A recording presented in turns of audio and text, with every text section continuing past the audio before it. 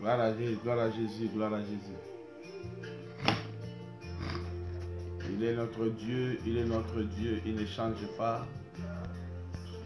Nous voulons commencer notre émission Le Son d'Alarme. Alléluia. Elonga ezali Zaya Obateri Elonga ezali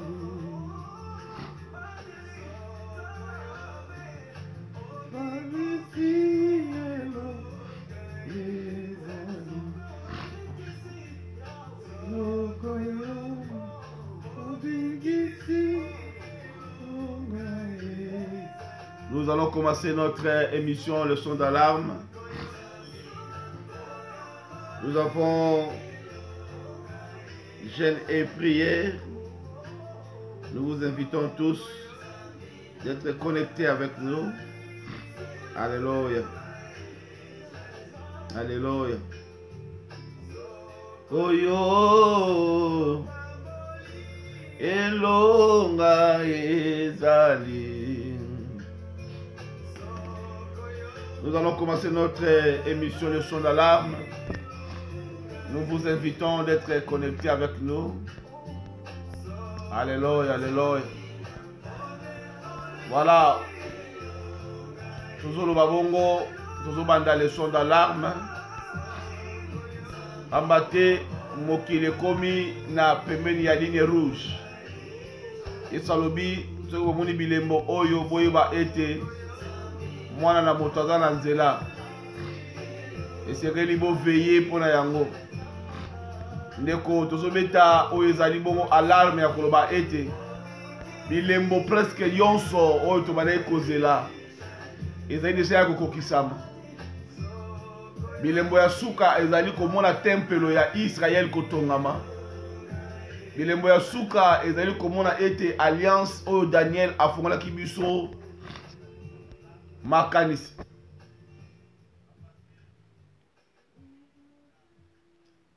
Daniel afungolaki biso makanisi alobi na ntango ya suka eloko oyo kosalema mpo église elongwa ezali bongo l'alliance. L'alliance ya 7 ans wapi bongo Israël akosangana na bamboka mosusu mpona koluka ete batia kimia na Moyen-Orient. Me nzoka kimia wana ntoma mpona lobi na 1 Thessaloniciens 5:3 lobi lorsque vous verrez la paix s'arrêter, c'est là une ruine soudaine va vous s'y prendre. C'est pourquoi tolobi kobeta sonde kolangai tozomona mwa ya main oyo ezali mwa moko plus aza la distraction te aza na kati ya prière makasi. Tolobi te ke mois de mai eza mwa ya suka parce que makambo ya domaine ya jour ya année eza koappartenir na nzambe na biso te. Mais étant que bafils d'Isaacar baza na discernement ya temps ya basigne du temps, yango tozobeta alarme ya koloba ete bilembo yonso oyo elobamaki na Biblia mpona église oyo azali fiancé ya Yesu Christ. Parce que jusqu'à présent toali bafiancé na ye oyo tokomema na Molimo Santu koprésente biso liboso na Yesu lokola ba épouse. Parce que oyo babengi lokola mwasi église suka na ye ezali na Apocalypse chapitre 3 kobana na Apocalypse chapitre 4 tiko koma na Apocalypse chapitre 22. On a pu parler de l'église, mais on a pu parler de l'épouse. Cela veut dire l'épouse oyo akomi deja pembeni ya mobali bakomi kosala marche pour la fête des noces. Alati voile bakobenga ye lusu fiancé te parce qu'akoti déjà na salle abali kokende na esika batia ye lopete ya libela ya éternité nde babengi ye épouse. Parce que nous allons faire une semaine de Daniel na likolo na Yesu Christu. Akoya kozwa biso na mapata. Après kozwa biso na mapata, akolakisa biso esika oyo aprometaki biso na mokanda na Jean 14. Akolakisa biso esika. Et puis kolakisa biso esika deuxièmement ye mo akotia makolo na ye na montagne des Oliviers.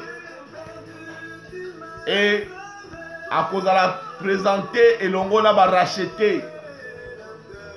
Ça veut dire que et comme à un moment oyo avant millennium eumela Nzambe akolimbisa épouse ya liboso oyo bongo babengi na kombo na Israël, l'épouse infidèle de l'Éternel Yahvé, parce qu'azalaki rejeté et pas na Nzambe. Alors dans le millénium on va rétablir afin que tout le monde libéra. Après le millénium Satan va être, avant le millénium Satan va être à Rokangamanakat na singa la chaîne, et pour un temps bakofongola ye pour te azwa jugement dernier et longola ba démon ou ba bengi ba ange dessus.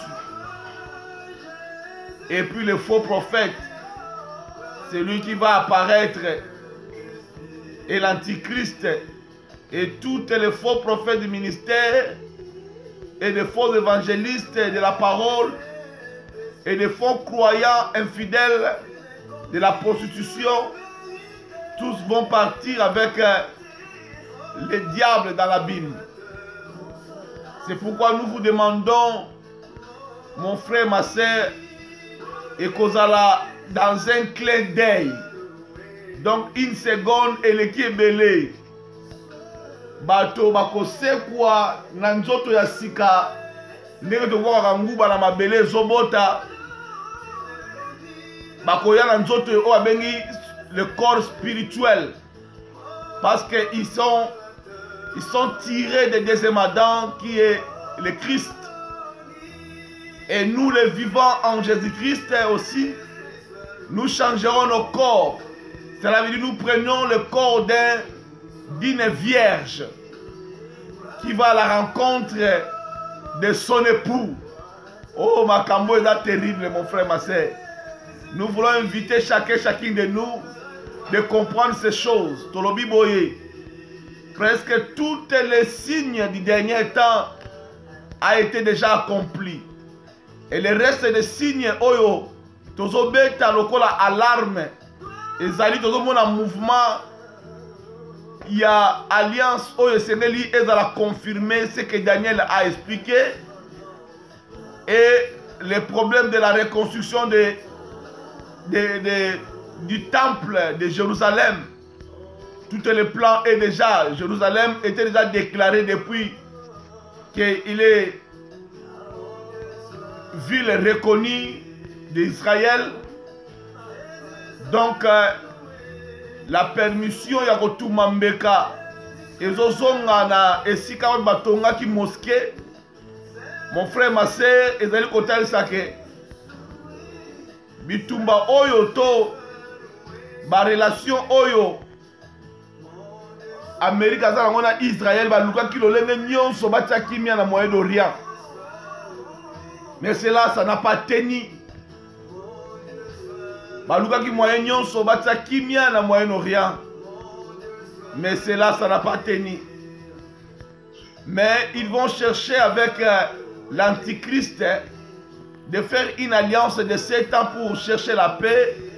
Or que c'est la ruine soudaine qui va leur surprendre. Alors nous, l'Église, nous n'allons pas dire que c'est ça, c'est notre pacificateur qui est venu mettre la paix ou donner la paix sur la terre. Mais l'Église doit reconnaître directement que ce n'est pas le pacificateur, c'est l'Antichrist qui va suivre du faux prophète qui a parlé Apocalypse 13. Cela veut dire le faux prophète, l'Antichrist va apparaître le premier, et le deuxième dragon sera l'Antichrist, plutôt le faux prophète, qui va amener l'Antichrist à recevoir le double aux forces. Alléluia. le double honneur. Les deux, ils vont faire l'ensemble de faire marcher le système mondial, le système économique, politico et religieux. Pour vous informer, déjà, celui qui est à la tête de l'Église universelle a fait des relations avec beaucoup de religieux pour qu'on puisse faire une commune, se réunir, pour qu'ils puissent se réunir, de faire une maison de foi. Et cette maison de foi, ils vont bafouer la croix parce que les musulmans ne vont pas accepter la croix et les judaïsmes ne vont pas accepter la croix. Alors, ils vont tous se mettre en accord pour proclamer le Père commun qui est Abraham. Et c'est par là ils vont faire ce qu'on appelle ils vont faire ce qu'on appelle le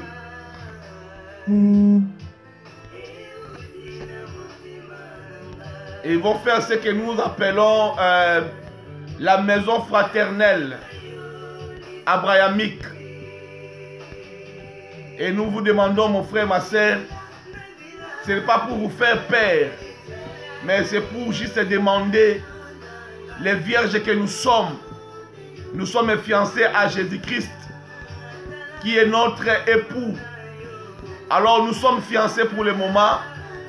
Lorsque nous allons revêtir le corps spirituel, cela veut dire, lorsque nous allons prendre le corps de la rédemption complet, les dernières rédemptions, qui est le changement complet de notre corps, c'est par là nous serons présentés à Jésus comme des époux. J'ai bien dit que le mot église ou le nom église va s'arrêter dans le chapitre 3 de l'Apocalypse. Ça a pris son commencement le jour de la Pentecôte. Et l'église va être, ça veut dire le nom église ne va plus encore être cité, parce que dans le chapitre 3 de l'Apocalypse, l'église va disparaître sur la terre. Et celui qui retient l'iniquité, il va être disparu, il va disparaître sur la terre. Alors, cela veut dire maintenant, il y aura un changement d'un corps spirituel. Il y aura un changement d'un corps qu'on appelle un corps spirituel. Et ce corps spirituel, je vais expliquer parce que c'est un mystère. Mystère de la résurrection. Un mystère qui est, personne ne peut le savoir. Ce mystère de la résurrection, on nous a donné l'exemple, peut-être, je peux donner des graines ou d'une l'arachide. Si vous prenez l'arachide, vous le mettez vous le semez dans la terre, et après quelque temps, ça va être détruit ou pourri et va reproduire d'autres arachides neufs. C'est ça le mystère de la résurrection. Cela veut dire le corps corruptible va être détruit pour que nous puissions revêtir le corps spirituel qui est incorruptible. Et nous serons directement des vierges. Et les morts en Christ vont résister avec ce corps-là premièrement. Et nous aussi dans un clin d'œil. Le corps de Gide va changer. Le corps de Fifi va changer. Le corps de Nisha va changer. Le corps de Madil va changer. Julie va changer. Le philo. Les corps vont changer. Je vous dis, ce sont des choses qui vont s'apparaître dans un clin d'œil. Plus qu'une seconde. Une seconde. C'est-à-dire que ça va faire tout. Et on change directement aux airs. Parce que la Bible dit, l'enlèvement vient du mot grec. C'est attiré par la force. Donc la femme, ou plutôt les fiancés de Jésus-Christ, va être attiré par la force. De la terre aux airs. na mapata na mopepe. Et c'est lui qui va nous prendre comme Isaac avait pris Rebecca dans le lieu des champs. Lorsque Rebecca a été présentée, Eliezer a pris Rebecca. Oh my God. A soi qui est ici à l'église. Balobi ezaki le sika bade kozwa mai. Bade kozwa appui. Oh my God, my God, my God. Balobi était tango Eliezer a kozwa mwasi babengi Rebecca. Rebecca salaki musala nini amelisaki mpunda mai. Mokliso tolingi to mata. Melisa mpunda mai, kotisa prière. Kotisa prière, méditez le wananzambe. Ne soyez pas dans la distraction. S'il faut gêner, gêner. Ici, il faut crier, crier. Mettez des paroles de Dieu dans le Facebook. Ne soyez pas distrait. Oui, tu peux être distrait avec quelques films, quoi que ce soit. Mais je te dis que ton esprit ne soit pas troublé. Que ton esprit soit prudent. Et je te dis, fais quelque chose de l'esprit. Des exercices de l'esprit. Des jeûnes de prière, comme nous avons dit le mois de mai. Mon frère, j'ai lu l'information de notre premier ministre. Il a dit, il va faire la semaine prochaine faciliter un plan. Il a dit, un plan négociable, un plan qu'on peut mettre sur la table. Mais on va pousser les gens dans les tests. On va pousser parce que le monde ne va pas marcher la façon dont on était avant. Il y a quelque chose qui a fait frapper la terre. Et c'est là, moi, je dis, Dieu a permis que ces églises, qu'on appelle les fiancés de Jésus-Christ, parce que beaucoup de gens croyaient des bâtiments. Mais nous ne sommes pas des bâtiments. Nous sommes... L'église, ce n'est pas le bâtiment. L'église, c'est le corps du Christ. L'église, c'est la fiancée de Jésus qui va être enlevée sur la terre. Alors, pour que l'église soit enlevée, il faut que celui qu'on appelle église, qui vit ou qui adore Dieu dans l'église locale, puisse commencer à donner de l'eau au punda. Oh my God. Aux chevaux d'Eliezer. Alléluia, alléluia. Ndeko tango azopesa mai Rebecca. Na lobi ke kozana kata distraction te. Il y a bien information de côté la bamboka na France. Ba pesa information le 11 ba kozong sabana na classe. Awa pe na yo ki semaine prochaine, ba zo ka ba négocier un plan pour la bana ba zonga classe ba longola, ba lockdown oyo pour économie et marché. Ndeko ba doit continuer au kufa. Qu'est-ce qui a prouvé que Batouana, lockdown, juste, il y avait quelque chose qui s'est préparé là. Le monde ne va pas marcher comme ça marchait avant. Dans la prudente, étant fiancé, il y a Yesu Christ. Étant fiancé, il y a Yesu Christ.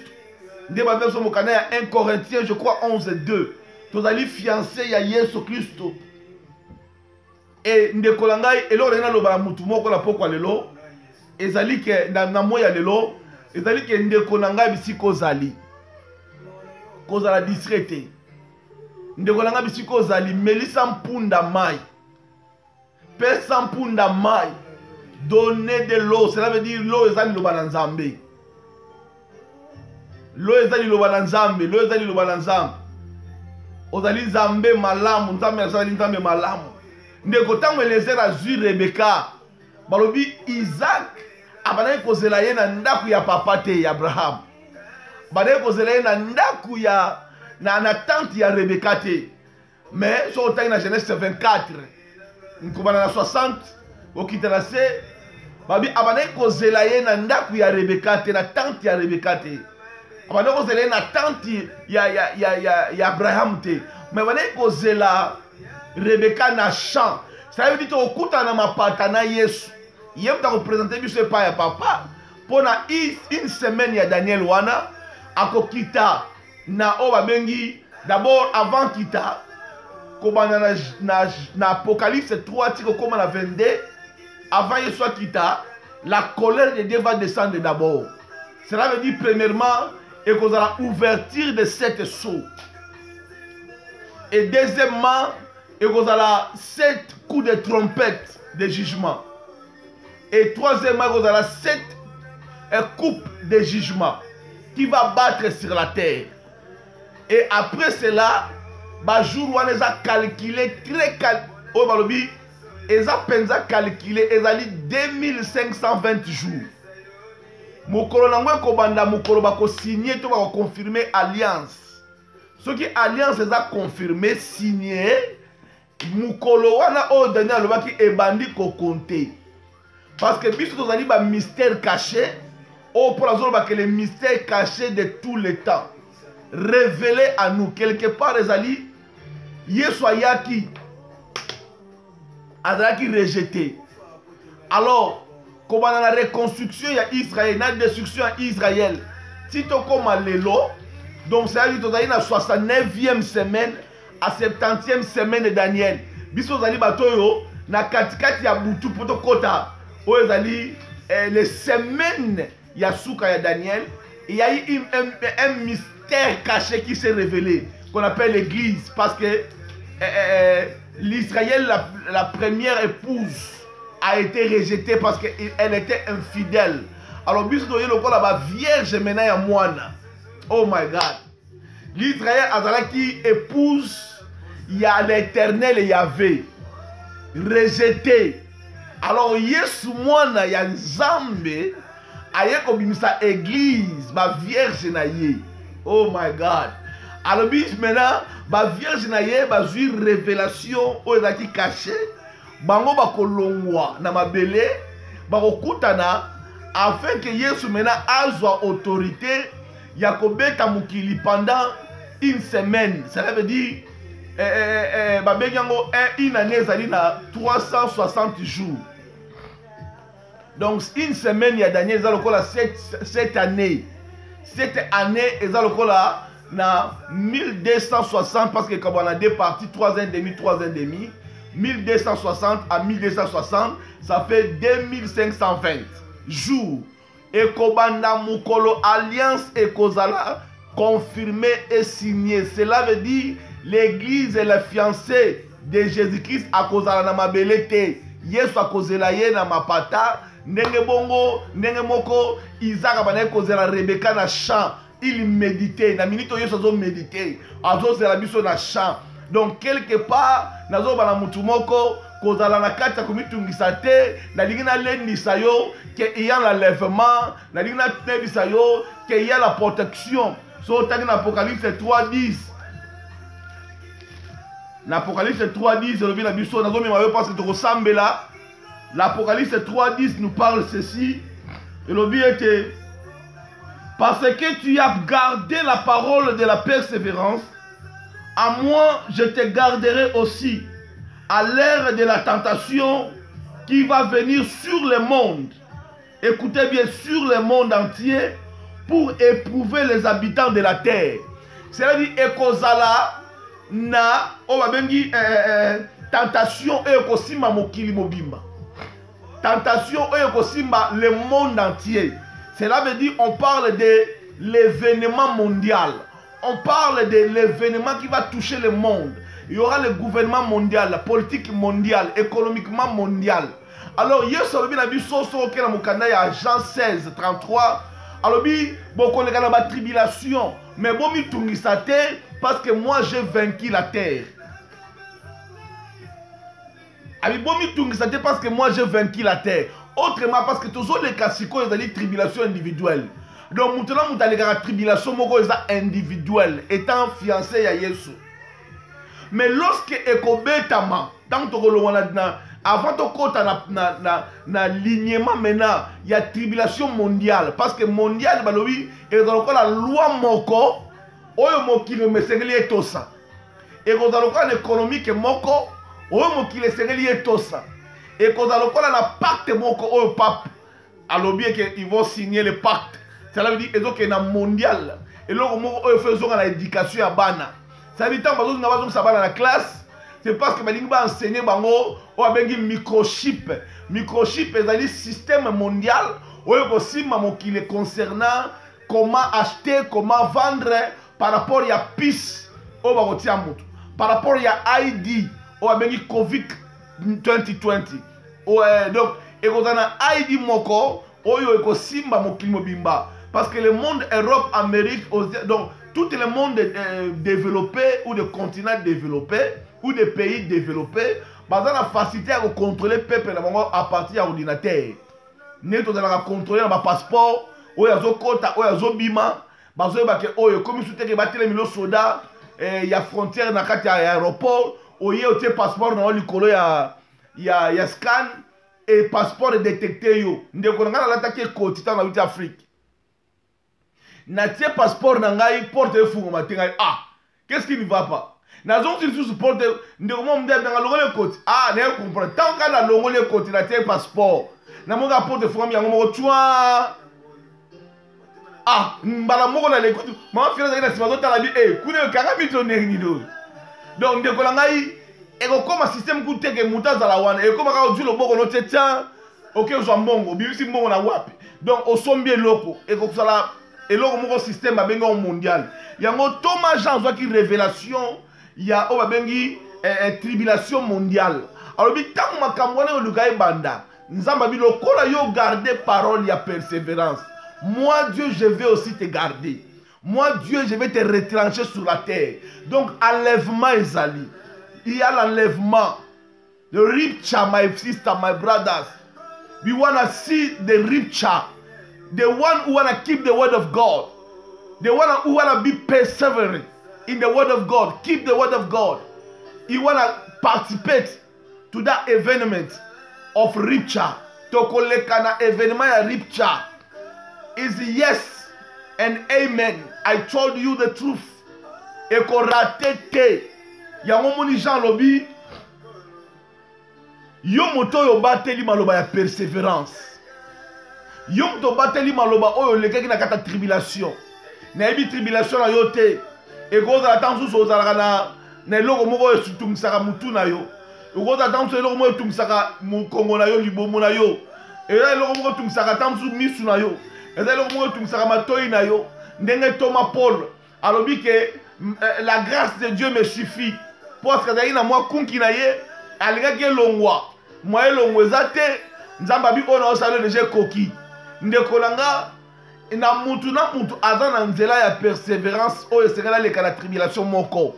Mais lokola toli ba fiancé ya Yesu avant nzambe bana kobeta mokili parce que nzambe oyo tozomona oyo ya Covid oyo eza kanda nzambe te. Ezali kanda ya nzambe te. Dieu l'a permis pour enseigner l'église. Atalisa l'église que tozana kati na bâtiment te. L'église c'est lui qui croit en Jésus-Christ. Oyo andimi Yesu lokola mokonzi mobiki ici, andimi lokola sauveur, a commis église. Cela veut dire que le Saint-Esprit va venir à lui, à côté caché ya elongi kati na ye, et cette caché dali ko scellé yo lokola ozali fiancé de un engagement ya fiancé, au pesi lo mo de la sake, au teye pembe lo kangili lupango, pour lobi au sala e mariage. Alors, et loko wana ezali ke muto yambi sur lokola mokonzi mobiki a commis église. Alors comme on a église a commis balamo comme membre ya corps du Christ wapi Yesu azali mutu et a longwete na carte église locale a participer parce que la carte église locale tozana o babengi charnel pe spirituel. Na carte église locale tozana o babengi charnel pe spirituel. Tozana ba vierge o babengi insensé pe ba vierge o babengi sage. Na carte église locale tozali na ba ivré. Tozali na blé. Na quatre églises locales, tozali na les jeunes filles qui accompagnent la reine. So otaki na mokanda ya Psaume 45:10. Ivré na blé ezali na Matthieu 13:25.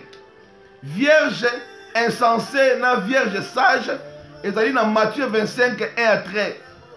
Et charnel et spirituel totali na mokanda ya 1 Corinthiens 3:1. Donc na quatre églises tozali na groupe. Il y a bateau bala charnel, tout dans le groupe bateau azali pe spirituel. Tout dans le groupe bateau azali na kata ivré, bateau dans la blé. Tout dans le groupe bateau mususu oyo bazali na kata ya vierge insensée, pe tout dans ba mususu oyo bazali na kata ya vierge sage. Donc comme église oyo bengi fiancé à Yesu, ndenge Thomas lobi na biso na 1 Corinthiens je crois 1 Corinthiens 11:2. Si je peux voir ça aussi, lire 1 Corinthiens Deuxième épître, je vais lire ça. Je vais prendre ça, s'il vous plaît. Oui, c'est 1 Corinthiens. Je vais prendre ça pour lire. Les livres. Non, c'est 2 Corinthiens 11, 2. Je lis ça au nom de Jésus pour que nous puissions comprendre. Oui, c'est deuxième épître de Corinthiens 11, 2. Thomas Paul Alobiboyi.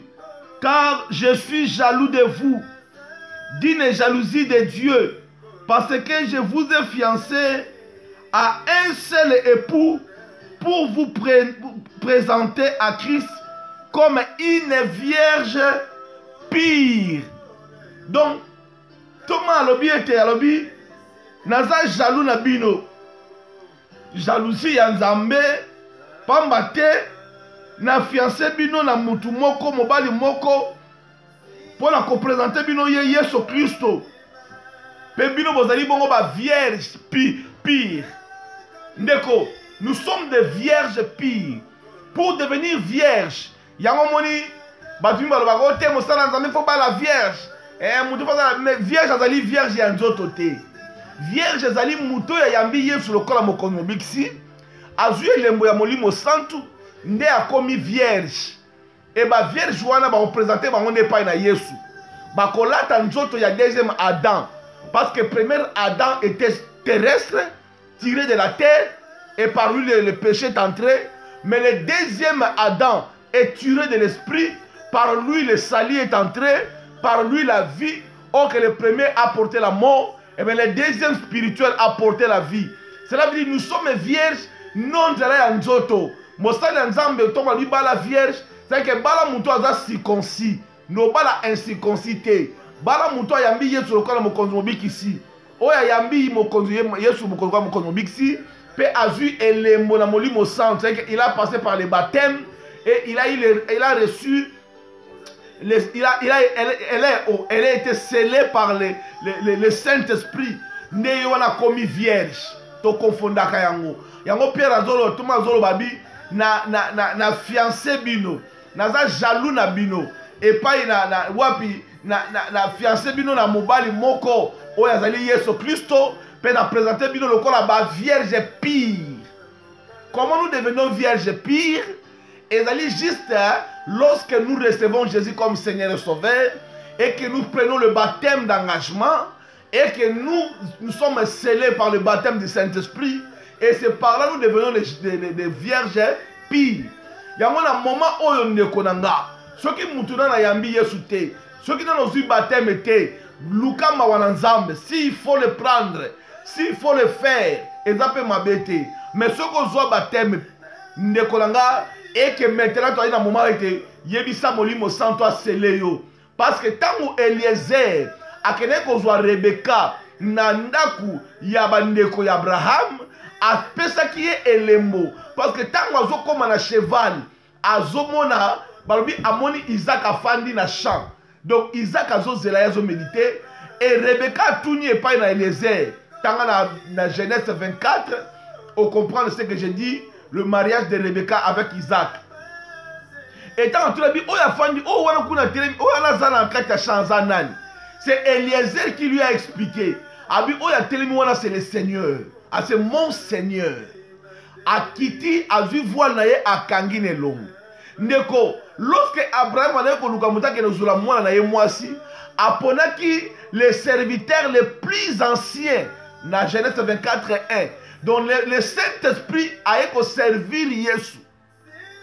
Le Saint-Esprit est ici pour servir Jésus. Et c'est le Saint-Esprit qui va nous présenter comme des vierges devant Jésus. Tant que c'est quoi na lèvement, na ripcha, et c'est par le Saint-Esprit nous allons maintenant monter avec un corps spirituel. Nous autres oye pola qui na mabele, nous autres oye zu, nous autres musu asika lokola nguba, Thomas sangu obwaki na se ebimina nzoto ya sika. Ndenge moko pe tozana résurrection kobima. Na banzoto ya sika batu nyonso baza ba vierge kati na Yesu. Ay deuxièmement na lobi ndeko tozali na moment où balobi celui qui a gardé la parole de la persévérance akoleka na kata tribulation mondiale te. Donc kobanga na yo te. Tango mokili ekoningana eke balingi banda ko détruire mena batu banda ko persévérer persécuter le monde entier, l'église a causé la kolongo la mabele. Yango na lobi na ndeko moko pe mususu causer la deuxième tour te. N'attends pas le deuxième tour. N'attends pas que tu vas être racheté après l'enlèvement de l'église. Causer la yango te parce que causer la mamoko na ba colère mi balé. Tikana expliquer yo ba colère wana. Tikana expliquer ba colère mi balé. Tango église ekolongwa na mabele kobana na chapitre 4 ya Apocalypse tiko bana na 22 eloko liboso ezali église akolongwa aye kofanda bisika wapi Nzambe Yesu abongiselaki ye. Après à garder quelque part avant makambo oyo mabele sila. Alors qu'est-ce qui va se faire? Colère ya liboso ezali Nzambe akomona ke bata mokili oyo nyonso ba nation parce que na mokili toza na trois mondes. Na kata mokili mobima toza na trois mondes oyo dans la Bible. Donc tozali na ba juif o bazali nation Nzambe aponaki Israël, et puis tozali na ba nation zali bato nyonso o bazali libanda to ba païen bato bazali libanda ya Jérusalem ya Israël ba bengi mo ba païen. Et troisièmement, tu as une église. Tu as une païen, tu as un juif, qui va reconnaître Jésus comme Seigneur Sauveur. Tu as une église, une vierge. Tu as une vierge. Donc, tu as une église, tu as un païen, tu as un juif, qui va comprendre le reste. Alors, le monde des juifs au Israël, baza rejeté le la épouse ou azalaki infidèle et pas dans Nzambe atiami pembeni. Et les nations babengi ba païen bato yonso baza libanda ya nation to ya mboka o Nzambe aponaki o babengi Israël. Alors ndeko nanga nalina le beloko moko tant Nzambe kanda na ye kokita bah cela veut dire il y aura les 7 ouvertures à saut. Et deuxièmement, il y a 7 jugements, il y a trompette. Et troisièmement, il y a 7 jugements, il y a coupe. Ndeko, il y a terrible.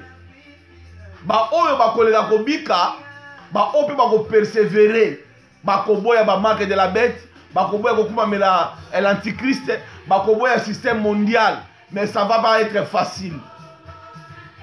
C'est pourquoi la ligne sa mutumoko se préparer na yo loko la fiancée vierge ya Yesu na moment oyo poto longa na biso na mabele endeko langa yango ezali facile ya mutu ko yamba Yesu c'est-à-dire que ozui motema na yo ozui makanisi na yo ozui ma force na yo ozui âme na yo o ezali bongo siège ya ba désir o ezali siège ya ba émotion olobi na Nzambe a conduire yango le Saint-Esprit za la maître ndeko tango baza ko signer alliance oyo bazo confirmer pe signer yango l'église ekofanda na mabelete yango ezali bonne nouvelle. La bonne nouvelle est que to komi na ligne rouge et cette ligne rouge ezali quoi? L'Israël a eu possession de Jérusalem. Cela veut dire agoko kokotonga temple agoko bongsa temple wana bale ko adorer kokotuma bambeka et puis ba poni déjà o babengi le souverain sacrificateur o ya bala ko présenter le gola mbeka. Sa alliance wana ya kala en mouvement. Alors Nzambe a continué cette alliance ya sika.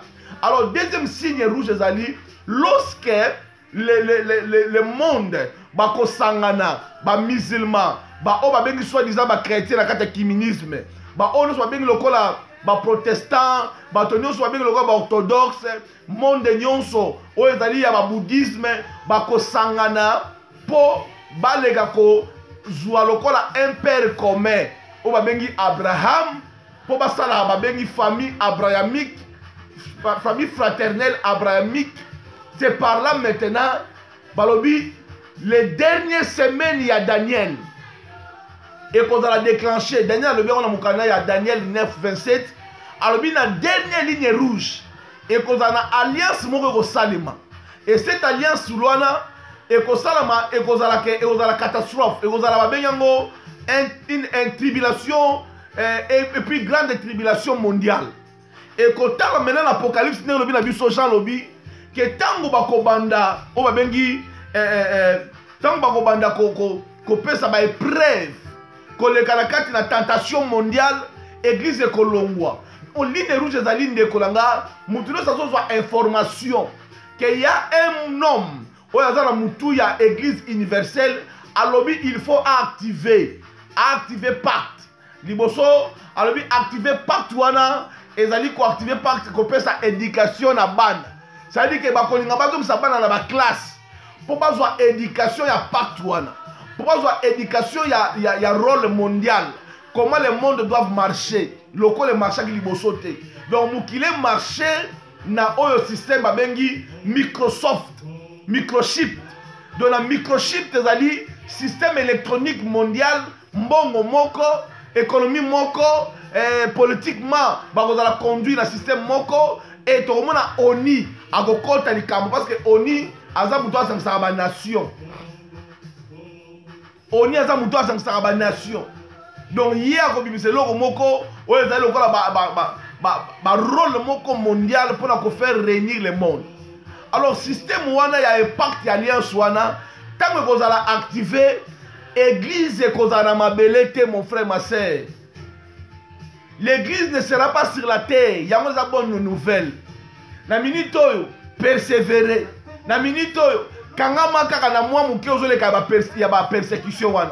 Oleka persécution ya famille, oleka persécution ya yo moko mwasi, oleka persécution ya mobali, oleka persécution ya koyiba, oleka persécution ya mobulu ba détruire vie na yo ba buke lokolo, oleka persécution ba yibi yo lupangu, oleka la persécution ba kosule makambu, oleka la persécution ndoki muka famille, aye abwaki lo maladie. Okoleka la persécution à Nengwana. Mais laisse-moi te dire que okoleka la cause de la détruite parce que Nzambe na yo kotika yote. Jamais Yesu akotika ba vierge na ye. Alobi na keko bongisa bino sika na Jean 14. Tika to tanga yango na Jean 14 1 à 3 alobi Abi que votre cœur ne se trouble point. Croyez en Dieu et croyez en moi. Il y a plusieurs demeures dans la maison de mon Père. Si cela n'était pas, je vous l'aurais dit. Je vais vous préparer une place. Alléluia. Et lorsque je m'en serai allé et que je vous aurai préparé une place, je reviendrai. Alléluia. Je reviendrai et je vous prendrai avec moi, afin que là où je suis, vous y soyez aussi. Afin que là où je suis, vous y soyez. C'est dans le livre de Jean 14, 1 à 3. Ndeko, Yesu apesi biso silence. Obi akotika biso te. Ake bongise sika. Pe akozonga. Ndeko, la parole de Dieu ne rate pas. Yesu apesi ba yekolike après 3 jours na kosekwa. Aïwa koteka mwana na moto. Après 3 jours na kosekwa. Asekwaki. Et tant que na bango lobi na ke ko bongise sika. Ayebisi bango afse bango abida ke ko bongise bino sika. Ndenge akendaki ndeko amataki sambatia ba pile. Sambatia essence. Sambatia pétrole. Sambatia mupepele to mona ka fize zo mata. Yesu amataki. Ezalaki na lelie ya montagne des oliviers. Et tant qu'on mati ba yekole bazaki ba témoin bazomona. Et qu'est-ce qui s'est passé? Ange balobi, il y a des personnes qui s'est apparu balobi na bango non. Pourquoi vous regardez au ciel? Vous regardez Jésus-Christ. Et bien, le même qu'il est, la façon qu'il est monté, c'est la même façon qu'il descendra. Donc ça veut dire que va confirmer sangoyo ça c'est bango que nenga keya kozonga. Et Yesu akotelema na mapata ndenge Isaac atelemaki na champ ndenge Isaac aumelaki na champ zozela Rebecca Yesu zozela mutu moko parce que alobi il y a une tante de Rebecca et dans la ndako moko Yesu abongisi moto moko ndeko il y a une tante de Rebecca et dans le sika moko ya Rebecca ebongami pona mwana na Nzambe moko yona lo balonde ndeko na ngai alobi ne vous troublez point Quand on a troublé dans le confinement, le monde prépare quelque chose à part derrière. Ne vous troublez pas. Nous allons permettre de ne pas détruire l'église. Nous allons permettre pour enseigner l'église. Cette maladie ou pandémie, ça enseigne l'église. Ça enseigne les serviteurs, les enfants de Dieu. L'église, ce ne sont pas des bâtiments. L'église va comboter. On va gagner d'âme. On va songolo pakala. Non, non, non, non. Ça, ce ne sont pas des églises. Ça, ce sont des ministères. La parole que Dieu a donnée à un homme qui était devant pour conduire. Ceux qui m'appellent ça qui est sur l'église, comme il y a gagné d'âme, il faut vraiment avoir œuvre et bateau gagner ba milimo. Jésus nous a fait quitter du ténèbres et il nous a transportés dans le royaume de la lumière de son fils. Donc il nous a tirés du ténèbre à la lumière. C'est l'œuvre des gagneurs d'âme. Et c'est l'œuvre de l'église gagneur d'âme. C'est pourquoi nous les gagneurs d'âme, nous attirons les gens à être sauvés. Et ceux qui y soyez, ou bien y soient télémis, ndeko ezama kamu ya église ité, comme ya église ité, hôtel azaki na église songolo, bâtiment na biso te, nzambe akolongola bato oyo bakomi ba vierge, bato oyo bandimi lokola mokonzo biksi, bato oyo bandimi kondima ye na motema, bakoma ba vierge na ye. C'est pourquoi je vais dire à quelqu'un aujourd'hui, il a encouragé yo, alors ne vous troublez point. Komi tungisa te. Ngana eko beta langa son d'alarme. Neko beta langa son d'alarme. Tant a vu son d'alarme, la nature ne vous enseigne pas. Neko yo lala kana ndaku. Zwa biloko tika na moto mlinge mata. Avant mon moto epele la ona ndaku, qu'est-ce qui se fait? Okoyoka son, au moins que vous avez une alarme na ndaku te. Mais ngana zoyo ba ke yeso lobi avant zonga, sango malame ko toucher tina ba extrémité. Yango eza son ya alarme. Donc, sango ya Yesu est aussi matina ba extrémité. Pour dire à quelqu'un que le son ya l'arme robeta na ndaku na yo, pour na enseigner yo que moto lingue pela. Tellement que no longo la moto, que no bon moto, que no sa loko moko, ou bien bimisa bana na ndaku, bimisa batu na ndaku, bimisa biloko no valeur, tu reza la moyenne, la vie d'abord parce que la carte il y a health and safety, baloba tango eloko moko zo sa la passe to moto le pela. Que le passeport, il faut sauver d'abord les vies humaines. D'abord, il faut battre alarme. Il faut que les gens au bazar na kati ndaku bana mikolo tout le monde au bazar ki na kati liste ne so te na musala so te comme na kati liste tango babenga babeta so ya fa ya alarme beti na kati compagnie. Mutu nyonso oyo azali manager ya département, leader ya département a kontaka batu na ye oyo bazali na kati ya immeuble, na kati ya appartement. C'est comme ça eza l'idée générale.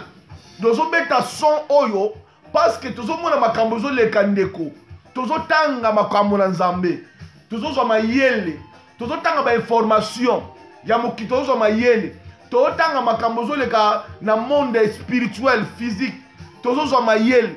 Ndeko langai balimba zong sabana classe balimba zong sabatu na ba mouvement mais loko bakosa nini bakoko exiger bazwa batu na ba vaccin bakoko exiger batu test ya ubena makila bakoko exiger batu makambo ebele.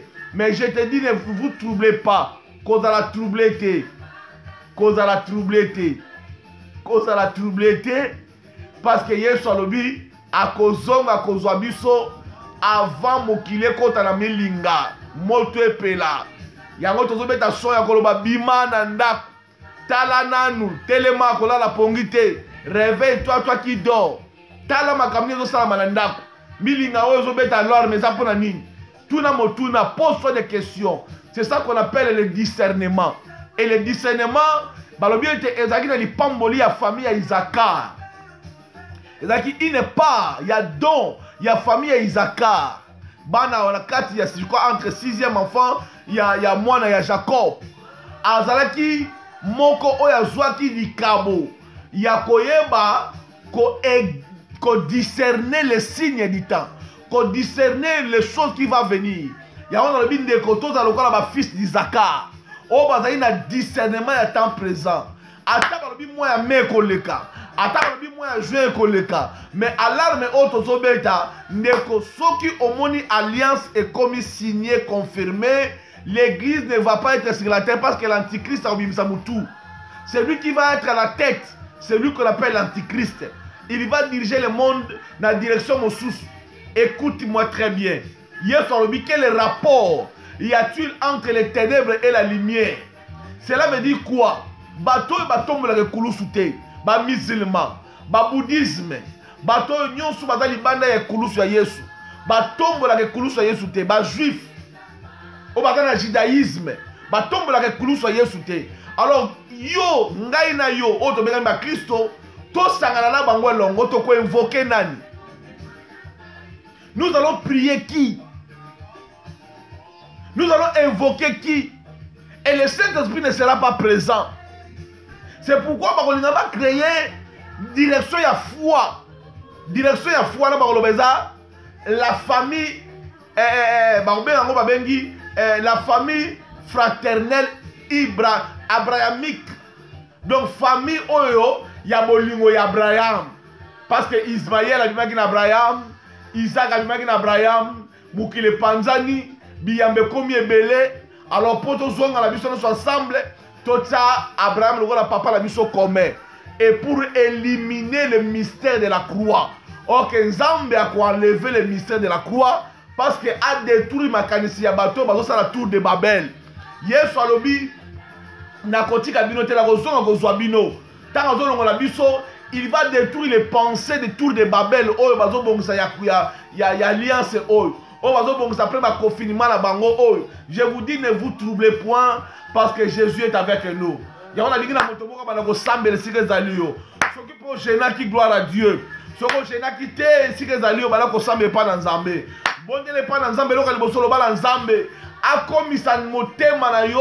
Église,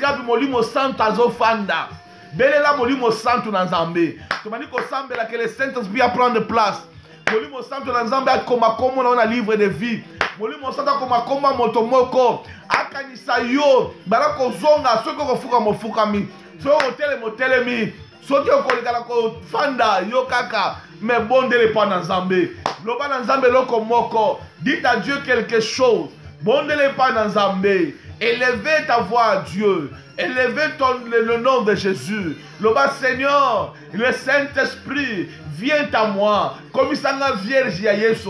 Comme ça la Vierge ya Yesu Christo. Oya zo zelanga la mapata. Oya zo zelanga le sika ya chant. Lokola Isaac azelaki. Alléluia. Lokola Isaac azelaki. Rebecca Nasha, oh Bible, oh my God, donc Rebecca Zomona Isaac a vu voir Naya Kangi parce qu'elle avait commis tant de mariage, Bagotuna, Fomola et Longotala, Ezayete, yes, ça va confirmer parce que le Saint-Esprit a mis Matibuso, la présence Naye, alors oui, ça c'est, oh, elle a fiancé Nanga, Millennium, Eza et Belende, Kotoko vivre de Tolingi, Bossana Makamba Mukola Tangwa Lelo, Bossana Mbongwa Lelo, Bossana Biloko Lelo, Bossana biloko mokili parce que le millénium et le même âge na yo asama belé oko vivre tango molai liwa ekozala te malade ekozala te kufa kozala nglutu kufa kotia mapembeni d'abord kufa kozala nglutu mokolo kozala kozala levé mokolo basekwa bakosekwa yo bakotuna wapi force na yo liwa reba shandari baba bondele pa na nzambe bondele pa na nzambe. Il est merveilleux notre Dieu.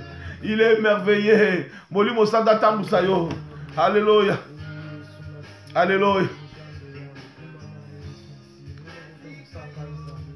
Alléluia. Ndeko sambele sikeza liyo nabila yo. Nabila. Sentela na yo. Golo. Tokomi la ligne rouge. Ndeko tokomi peme la ligne rouge. La proximité de l'enlèvement. Nous sommes à la proximité de l'enlèvement. Nous sommes à la proximité. Nous sommes pemeni. Nous sommes proches. Nearly to Ripcha. We are nearly to Ripcha. We are nearly to the to people to be ripped. Oh my God. To go to meet Jesus Christ. We are nearly to the Ripcha. Oh my God. My friend, my sister, my brother. It's the time to bow in the front of the Lord, to ask the mercy of the Lord, to call the Holy Spirit to give you the soul. Oh my God. the sign of the appartenance, the sign you belong, the sign you belong to God, you belong to Jesus, the sign of the fiancé who belong to Jesus. Oh, call the Holy Spirit. Oh, nalingi yo Yesu, Yesu, Yesu, Yesu. Yeah, golu na yo kolo na nga Yesu. Eh, gai kolo na nga. Eh uti. Koria ba shekeria ba shantaria ba ba ba ba. Rekotoro bo shandaria ba kotoria ba ba. Zamba kotika yote atotoli ka la persécution en lelo atabana na yo bazana ndako moko azoyoka bien te tombola lo sambo epa na nzambe tango na nzambe koki nzambe alinga longo l'ecclesia na ye soki ndeko moko akufi na kati ya famille bondela epa na nzambe loba nzambe napesi yo merci na toute circonstance lokumu ezonga na yo e soki mpe moto na nazwi sango te bondela protection ya nzambe nzambe aprotege libota na yo aprotege devant toutes les oh my God Shakaria baba Nabila Keria bayanda bo shakaria baba Oh polo nangaye. Que le Dieu le Père de notre Seigneur Jésus soit avec nous tous. Oria ba shetaria Bondela mawanzambe la vie na yo Lobanzamba tika yo te mokola levema Lobanzambe kanisa ngai ndenge moyibi oyo alobi kanisa ngai mokolo ozonga na nkembo na yo abina okanisa yo te lelo kaka ozomata keri ya baba atalaki ki moyibi na ye te atalaki conscience na ye atalaki pensée na ye atalaki motema na ye areconnaître bamabe na ye areconnaître azali na ye juste te areconnaître ke azali digne te ya kokufa esika moko na yesu ndenge bazopiniri ye abi Yesu ne sengeli azala libéré, biseli azala puni. Mais comment cet homme qui est vraiment innocent, batie sika moko na biso, atali Yesu, Yesu atali makanisi na ye, atali motema na ye, alobi ko par risete, alobi ko par fraternité, alobi kanisa ngai mokolo kozonga na nkembo na yo. Jesus alobi today is today. Today is Zolelo. My God, I mean today you want to be with me in the heaven. Hey! Mondele pa na Nzambe. Tale na Nzambe. Luka longi na Nzambe. Ezana mingi bazo luka basa disidi. Baka nchamaza distraction. Tozana ta distraction te. Ndeko, Covid te. Pandémie auto pandémie te. Na lipsi yo ke Nzamba zo akanisaka yo. Yesu azo méditer pour na yo. Yesu azo loboka mobali epai na Nzambe.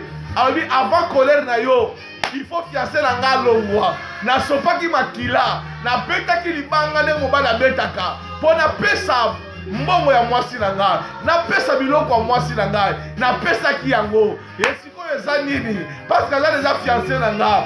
Kanda na yo ekita te, wana azala mabele. Nzambe alongola biso na avant la tribulation mondiale. Nzambe alongola l'église avant tribulation. Nazondima na moto moko. Nzambe azoyokela biso mawa. Nzambe azoloba bana na ngai na kobeta bino te. Bo persévérer na maloba oyo ya Yesu. Bo persévérer avant tokota chapitre 4 ya Apocalypse. L'église ekolongwa mabele. Kanda ya Nzambe ba ouverture ya so ya 6 so ekosimba biso te. La bada shekeri ya baba. Ozali Nzambe. Azali Nzambe. Nabila Nabila seyo. Senzela na yo. Yahweh. Kolo. Alobi persévérer. Kori ya ba shekeri ya baba. Nzambe kotika ngai te. Kanisa ngai Yesu. Nalela tola sola nini Nzambe yo. Maya miso kitika na motema koloba Nzambe kotika biso te. Yokela biso mawa totambola lokola bato. Totambola lokola bato oyo batalaki na makanisa bomoto. Me mawa makila na yo sombi biso. Elongoli biso na kati na o babengi na naturel. Elongoli biso na kati na vie ya Adam. O azalaki première attiré par la terre. Au côté biso na vie spirituelle. Pour ta deuxième Adam, tirez dans l'esprit. Venez de l'esprit qui est spirituel. Reba Shakaria Baba. Oh, Nalanda yo. Nalanda yo. Nabila yo. Nabila yo. Kolonanga Yesu. Nalanda yo. Kolonanga. Deko comme vierge. Et ça facile ya comme vierge. Et ça quand yamba Yesu lokola mokonzo bixi. Ozwi so ya molimo santo. Azali nzambe ya bolingo. Hey! Alléluia. Hey! Il est le maître, il est le Seigneur, notre sauveur, Saint d'Israël. Il est notre Dieu. Bondele sika ezali yo nzamba bomoi. Apeso makasi. Hey! Nabila yo. Ozali nzambe. Alléluia. Il est le maître de maître. Nanga. Waka miso pa na nzambe. Na pasi nanga. Alobi akotika biso te. Lisunge utaka epai na ye. Kilo la pemo. Oyo. Mutasala ki mokili eza Yesu. Nzambe abomoi. Akotika biso te tozala perdi. Église Colombo, c'est un mystère à combattre. Mystère caché. Yes, yes. Yes, yes. Yes, yes. Yes, yes. Colombo. Belisa Mindan. Namoze mananga. Aina bila seko kulusu aina koma na lola bandeko nanga tozotika bino na kati ya radio tokutana bino na 16h juste totiki bino na kati ya radio tokutana na 16h juste esika ezali yo sambela continue kosambela tanga makomi na Nzambe. Nous avons à 16h juste pour continuer aux alliés radio na biso et si que zalio toti qui est ensemble Nicolas Batelayo que le Dieu notre Dieu puisse te protéger te garder et naïbi que dans la jeune oyo prière nous a sanctifié encore comme la vierge pire devant notre Seigneur Jésus-Christ en présence du Saint-Esprit. Zamba pambola bino nyoso tokutani na 16h. God bless you. See you. Tozala mandeko na biso ya Angola na 16h. God bless you. Bye bye.